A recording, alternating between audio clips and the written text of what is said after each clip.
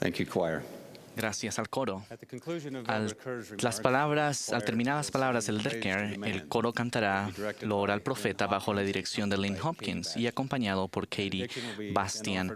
La última oración será ofrecido por Alexandra Liu. Tengo el honor y el privilegio de presentarles al orador de hoy, el Elder Rolfe Kerr. Fue llamado como comisionado del sistema educativo de la Iglesia de Jesucristo de los Santos de los Últimos Días el 12 de enero de 2005. Pertenece al primer quórum de los 70, llamamiento que ostenta desde el 5 de abril de 1997.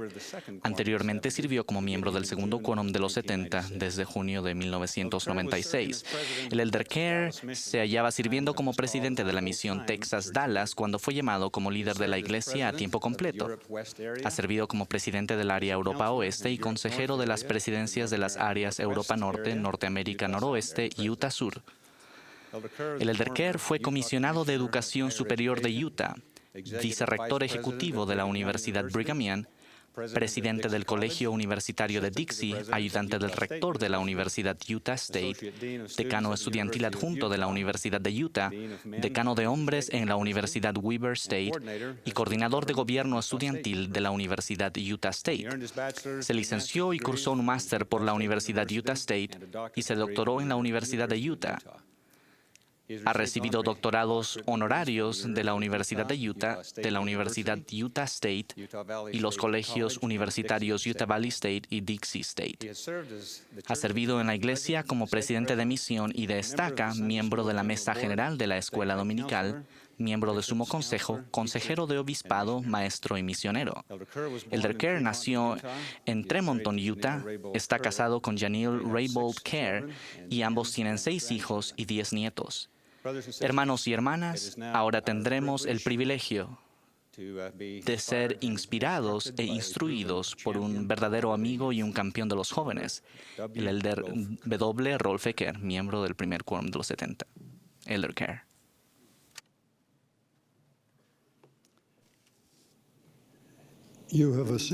Se han congregado aquí en la Universidad Brigham Young y en varios lugares del mundo para escuchar al Elder M. Russell Ballard del Quórum de los 12 Apóstoles. Siento defraudarles, pero el Elder Ballard no pudo estar aquí. Desearía poder hacerlo y les aseguro que yo también lo deseo. Y sin embargo, me siento honrado por habérseme pedido que lo reemplazara. Esta noche, hace exactamente 50 años, me hallaba a bordo de un enorme y bello transatlántico que se acercaba a los muelles de Southampton en Inglaterra. Estaba a punto de empezar mi servicio como misionero en la misión británica. En ese entonces, los misioneros viajaban a sus destinos fuera del país por mar en lugar de avión.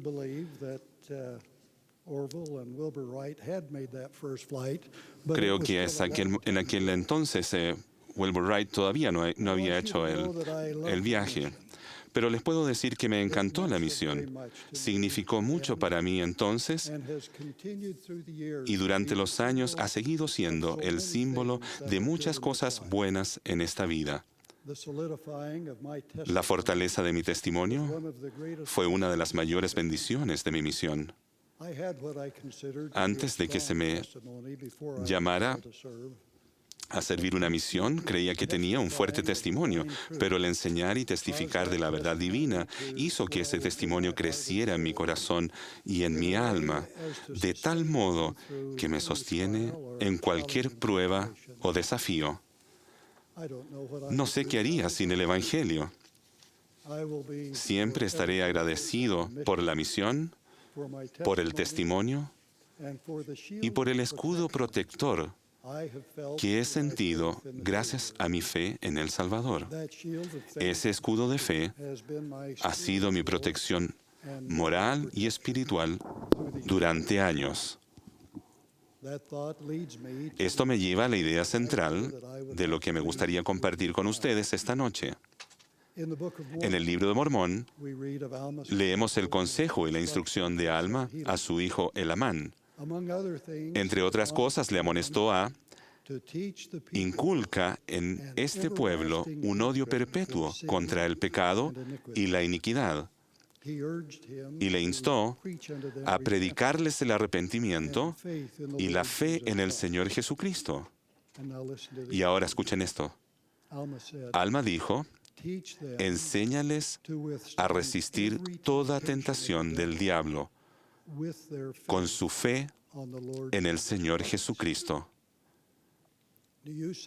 ¿Perciben el significado y el poder de esas palabras para ustedes y para todos nosotros?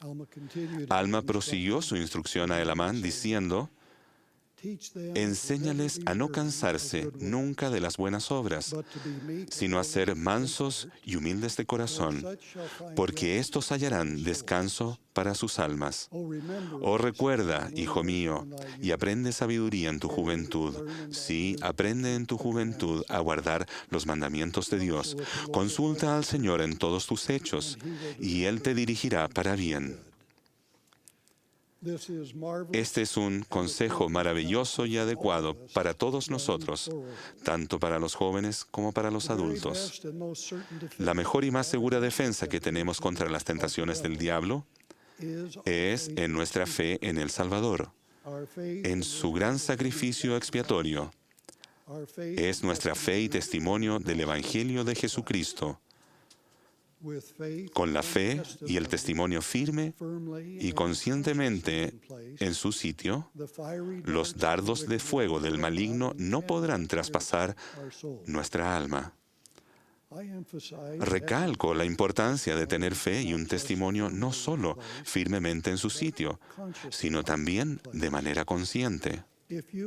Si piensan conscientemente en el Salvador, no permitirán que las tentaciones los venzan. Y más importante aún, si tienen al Salvador y su fe en Él firme y conscientemente en la mente y en el corazón, ni siquiera se permitirán a sí mismos estar en situaciones tentadoras. Dicho de otro modo, dejen que su fe en Cristo los proteja de la influencia del diablo. En caso de necesidad, dejen que su fe en Cristo genere en su vida y una experiencia como la de José. Recuerden a José, el que fue vendido a Egipto y se convirtió en el siervo favorecido de Potifar, el capitán de la guardia del faraón. La esposa de Potifar tenía intenciones malsanas hacia José, pero éste la rechazó simple y llanamente, diciendo: ¿cómo pues haría yo este grande mal y pecaría contra Dios? Ella siguió adelante con sus intenciones, y las Escrituras nos dicen que José huyó y salió de esa situación tentadora. Resistió las tentaciones del diablo gracias a su fe en el Señor Jesucristo. A los niños en las escuelas primarias de todo el mundo se les enseñan nociones básicas y esenciales para el aprendizaje: lectura, escritura y aritmética. Estas nociones básicas son mejor conocidas como los 3 puntos fuertes del aprendizaje. Todos hemos aprendido a leer, a escribir y a resolver problemas matemáticos sencillos. Cuando pienso en las doctrinas básicas y esenciales que sostienen mi fe, pienso en 3 puntos fuertes, o en las 3 R's: la resurrección, la revelación y la restauración. Pues de ellas aprendemos todo lo que el Señor desea que nosotros compartamos con el mundo. En ellas aprendemos sobre el Salvador Jesucristo y su expiación, sobre cómo el Señor se comunica por medio de sus siervos escogidos. Aprendemos sobre el profeta José Smith y la restauración del Evangelio. Si bien no incluyen todas las maravillosas e inspiradoras doctrinas del Evangelio, En ellas descubrimos la base de una fe que puede fortalecernos para resistir toda tentación del diablo. Se han escrito libros en cuanto a la resurrección, la revelación y la restauración. Obviamente no profundizaré demasiado en cada uno de estos temas. Meditemos y visualicemos lo que significa tener estas verdades firmes de doctrina sobre la conciencia en el corazón, de tal modo que les dé esa defensa segura contra el diablo. La doctrina de la resurrección es tan antigua como la fundación del mundo. Era y es una parte esencial del plan de felicidad de nuestro Padre Celestial. El Señor enseñó a Moisés sobre la creación, la caída y la expiación. Y le dijo, porque he aquí, esta es mi obra y mi gloria, llevar a cabo la inmortalidad y la vida eterna del hombre. Era parte del plan que el hombre fuera redimido de la caída mediante el sacrificio expiatorio del Salvador Jesucristo. Por la caída de Adán, que se volvió física, recibieron la muerte física y la muerte espiritual, no solamente para Adán y Eva, pero para toda la humanidad. Mediante la expiación de Jesucristo se recibió la gloriosa promesa de la resurrección de los muertos para todos los que han vivido o que aún vivirán sobre la tierra. El apóstol Pablo escribió, mas ahora Cristo ha resucitado de los muertos, primicias de los que durmieron es hecho. Porque por cuanto la muerte entró por un hombre, también por un hombre la resurrección de los muertos. Porque así como en Adán todos mueren, también en Cristo todos serán vivificados. La muerte física supone la separación del espíritu y del cuerpo. La muerte espiritual es la separación de nuestros espíritus de la presencia de Dios a causa del pecado. El don de la resurrección dado por el Salvador elimina los efectos eternos de la muerte física. Todos resucitaremos. Por lo tanto, el hombre recibe la inmortalidad como un regalo gratuito e incondicional mediante la gracia de Cristo. La inmortalidad equivale a vivir eternamente, mientras que la vida eterna supone vivir eternamente en la presencia de Dios. Lograr la vida eterna y vencer los efectos de la muerte espiritual también es un don de Cristo. Pero este don está sujeto a condiciones. Requiere fidelidad y obediencia por nuestra parte. El elder Neil A. Maxwell dijo, la gloriosa expiación de Jesús es el acto central de toda la historia humana.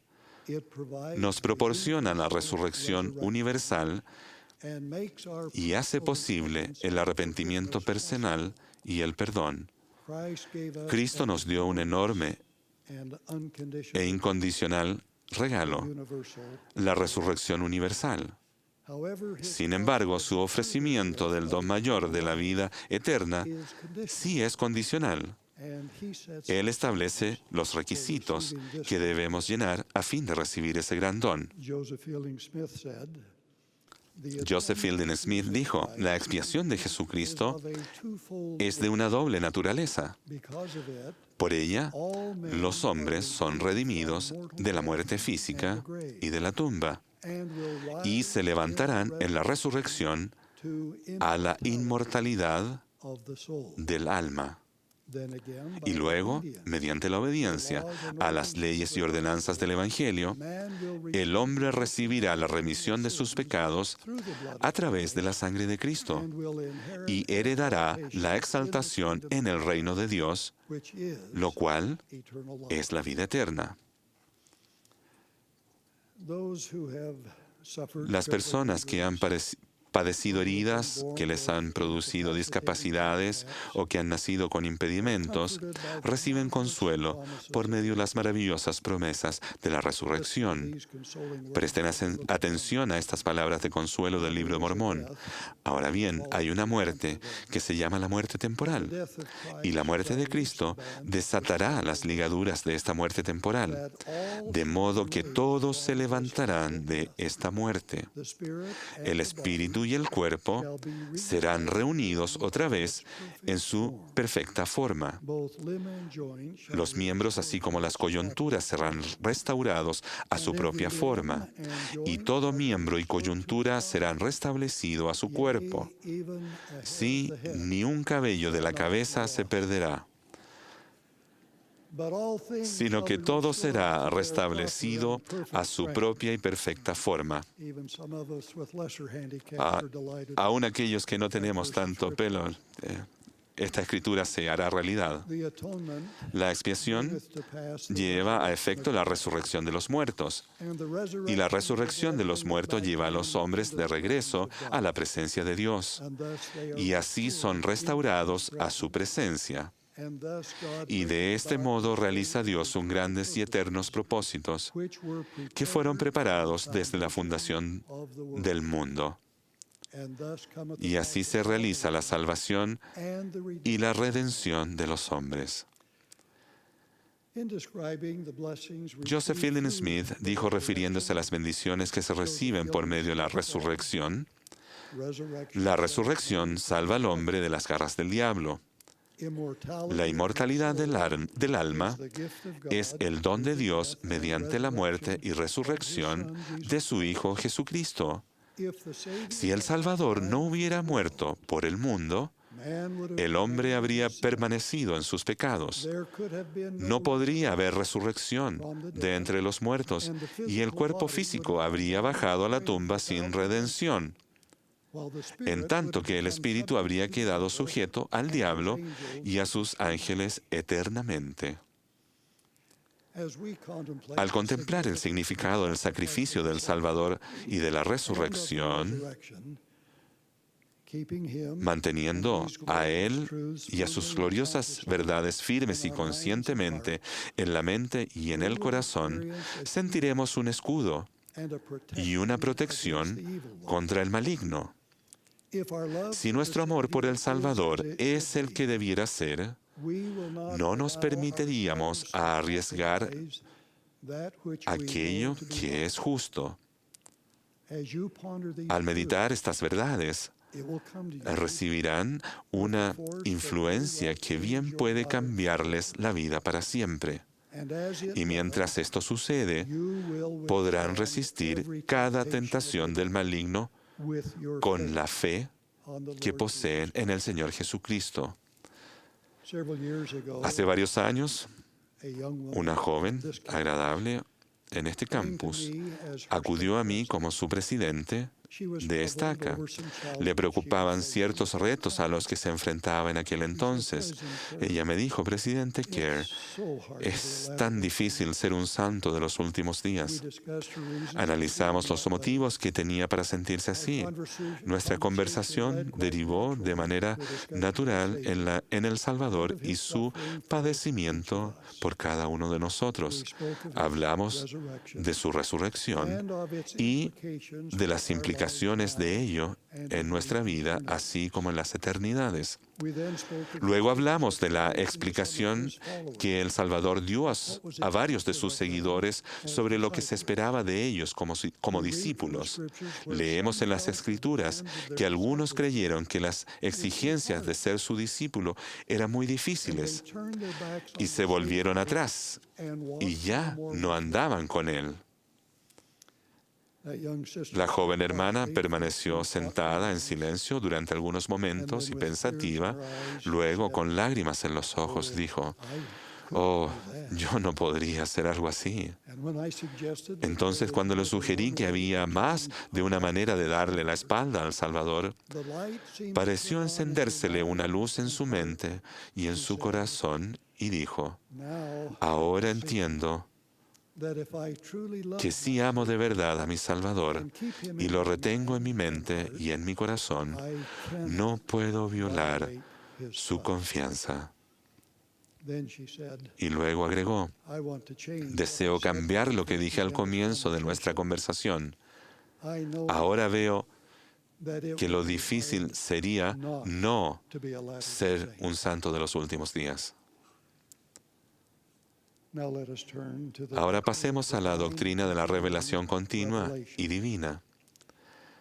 El Señor dijo, y además os daré una norma en todas las cosas, para que no seáis engañados, porque Satanás anda por la tierra engañando a las naciones. Un elemento esencial de su norma en todas las cosas es la certeza de que contamos con profetas vivientes, videntes y reveladores que reciben revelación divina para la guía y la dirección de la Iglesia en la actualidad. La revelación e inspiración personal están al alcance de cada uno de nosotros por medio del Espíritu Santo.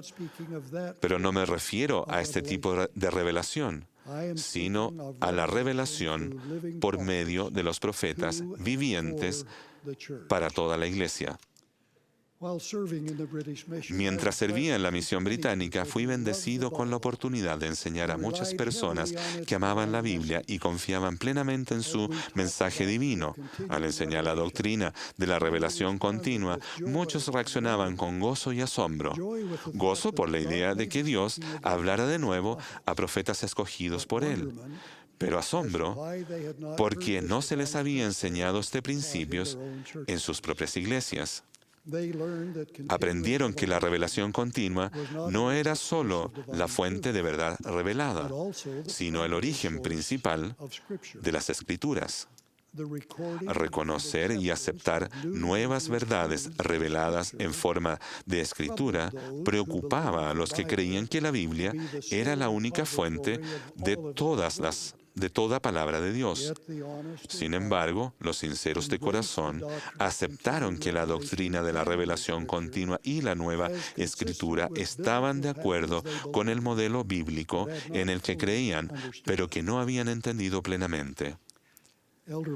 El elder Mark E. Peterson, que sirvió por muchos años como miembro del Quórum de los 12, describió la importancia de la revelación para la Iglesia cuando dijo, es señal inequívoca de la Iglesia verdadera el que haya en ella profetas vivientes escogidos por la divinidad que reciben revelación actual de Dios y cuyos registros se convierten en nueva escritura.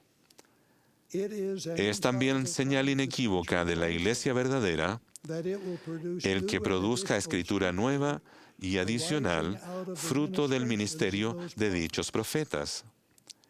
Este inmutable sistema de Dios se ha manifestado claramente en su relación con su pueblo desde el principio. Creo que el elder Peterson captó en una manera muy profunda el mensaje de la revelación continua. El Señor revela su voluntad a sus profetas, videntes y reveladores escogidos. Cuando el Señor indica a sus corazones que enseñen lo que han recibido, la gente es bendecida con conocimiento divino, comunicado por revelación. La verdad revelada se registra y en el tiempo del Señor y en su infinita sabiduría, algunas de estas revelaciones pueden agregarse formalmente a las Escrituras canónicas. La doctrina de la revelación continua, con su resultado de producir nueva escritura, es una característica propia de la restauración. Describe en sí misma el proceso que generó la restauración. Amós, en el Antiguo Testamento, dijo, porque no hará nada Jehová el Señor sin que revele su secreto a sus siervos los profetas. La restauración del Evangelio de Jesucristo fue el resultado de muchas revelaciones del cielo Estas revelaciones fueron dadas primeramente a un profeta de los últimos días, escogido, preparado y ordenado para este propósito divino. Nuestro mensaje a todo el mundo es que José Smith fue ese profeta escogido. Damos testimonio de que Dios ha vuelto a hablar y aún habla para revelar su secreto a sus siervos, los profetas vivientes. Un testimonio de esta verdad constituye un enorme consuelo y nos brinda confianza sin fin en la voz profética que tenemos la bendición de oír y leer con regularidad. Uno de los momentos más destacados de mi misión fue mi propia experiencia con la doctrina de la revelación. Mientras escudriñaba las Escrituras diariamente en mi esfuerzo por prepararme para enseñar a las personas, fui conmovido por la maravillosa de las revelaciones antiguas y modernas del Señor.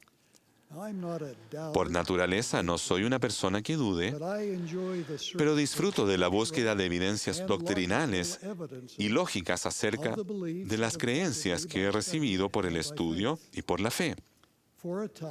Por un tiempo mi estudio de las Escrituras estuvo regido por una premisa lógica que había formulado mentalmente.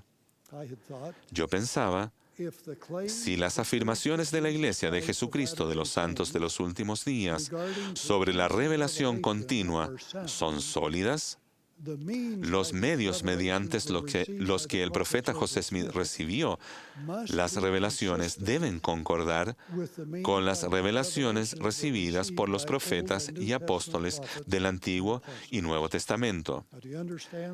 ¿Entienden ahora la premisa? Necesitaba saber que existía esa consistencia. La revelación moderna y cómo se fue recibida y cómo la revelación fue recibida en los tiempos antiguos. El tiempo me impide describir todo lo que encontré en esa búsqueda. Pero permítanme decirles que la forma del Señor se hizo muy evidente. Los profetas han recibido revelaciones a través de medios consistentes, los cuales se pueden describir o definir con diversa terminología y dividir o agrupar de manera diferente, pero allí se encuentra presente la característica singular. Logré identificar 5 maneras específicas de cómo sus profetas reciben revelaciones, las cuales encontré en numerosos ejemplos a través de las Escrituras. Esta norma es constante en las Escrituras, tanto antiguas como modernas.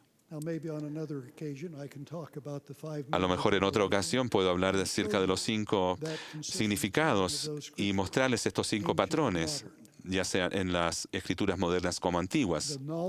El conocimiento de esta gloriosa verdad fortaleció mi fe en ese entonces y sigue haciéndolo en la actualidad. Saber que tenemos un profeta viviente que recibe revelaciones de Dios del mismo modo que Abraham, Moisés, Isaías, Pedro, Pablo y otros es un gran consuelo y una enorme seguridad.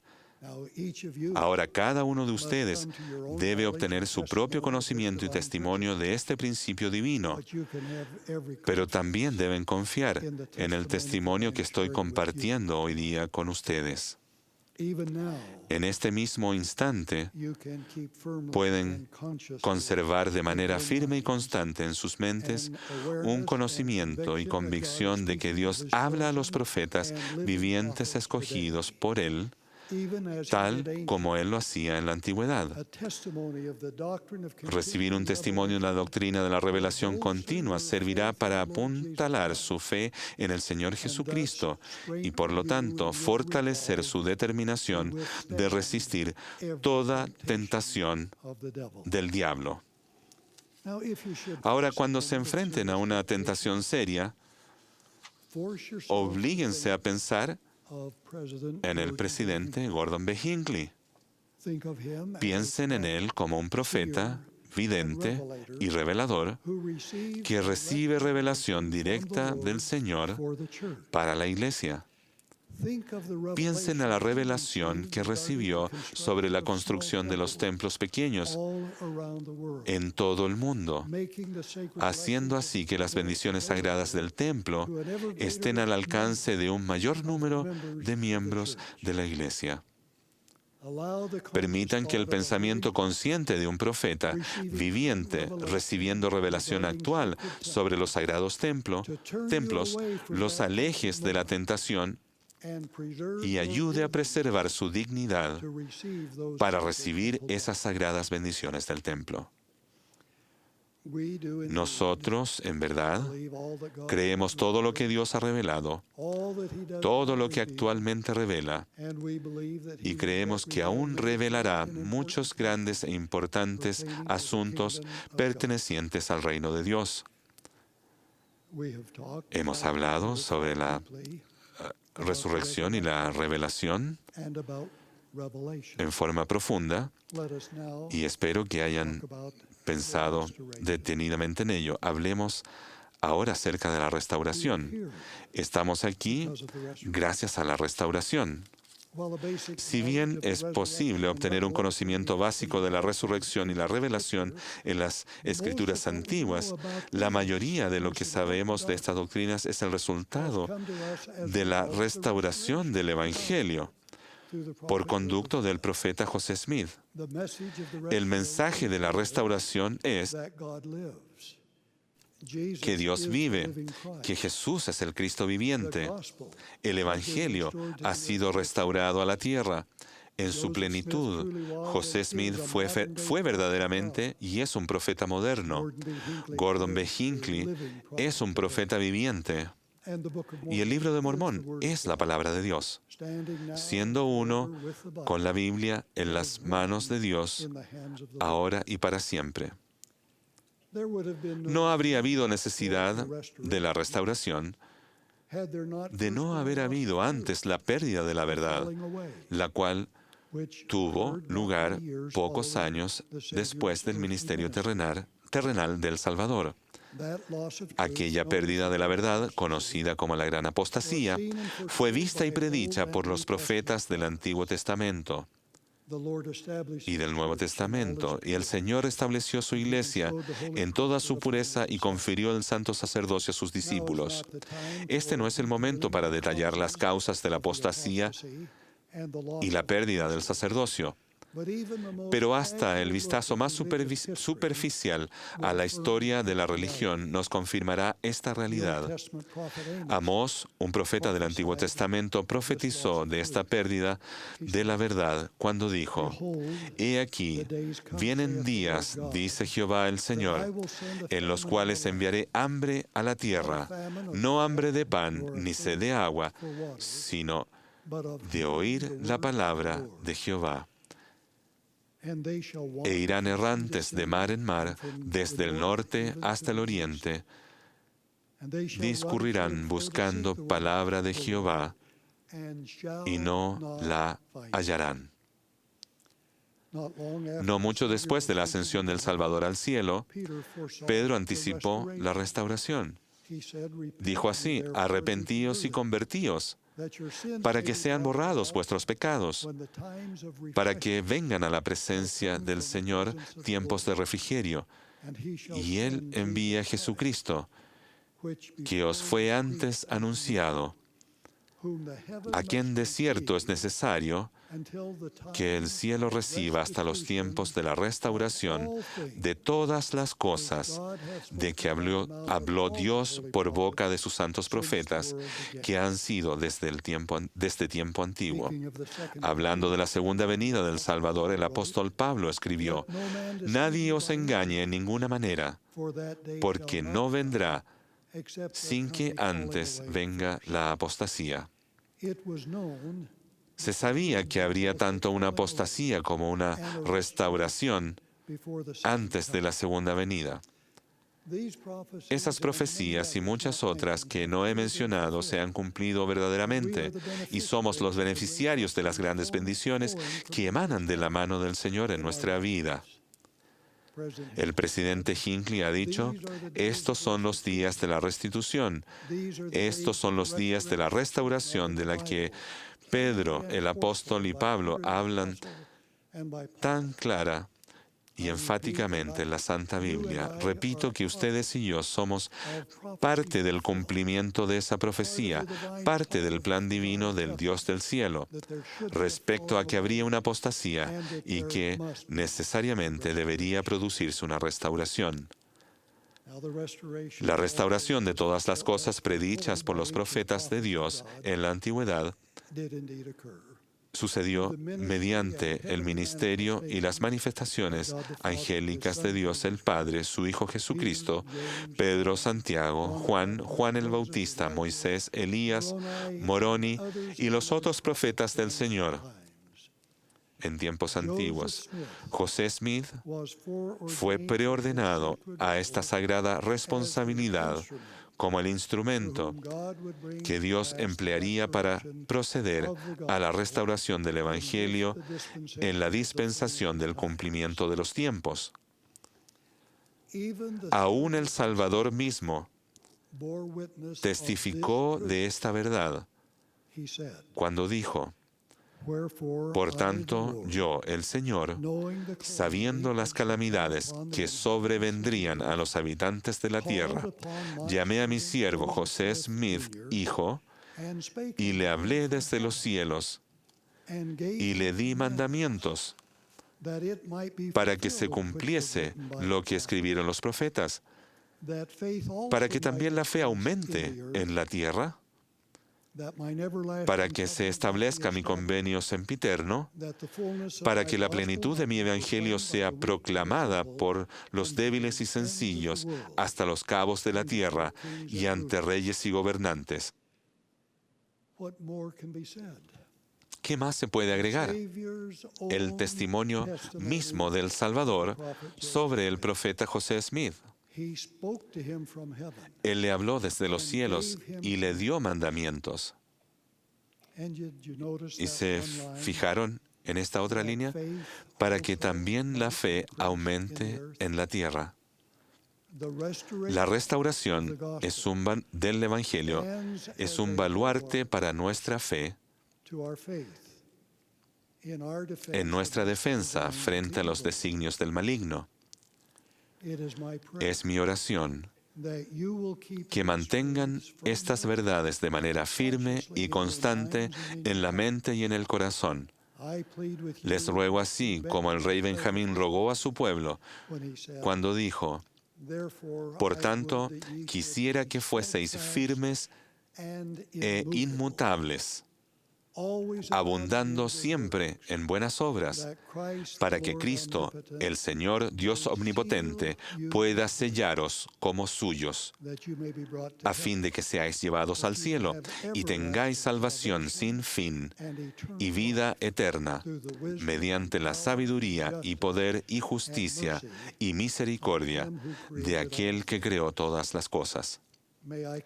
Permítanme concluir con una cita del presidente Hinckley como resumen. Esta es la santa obra de Dios.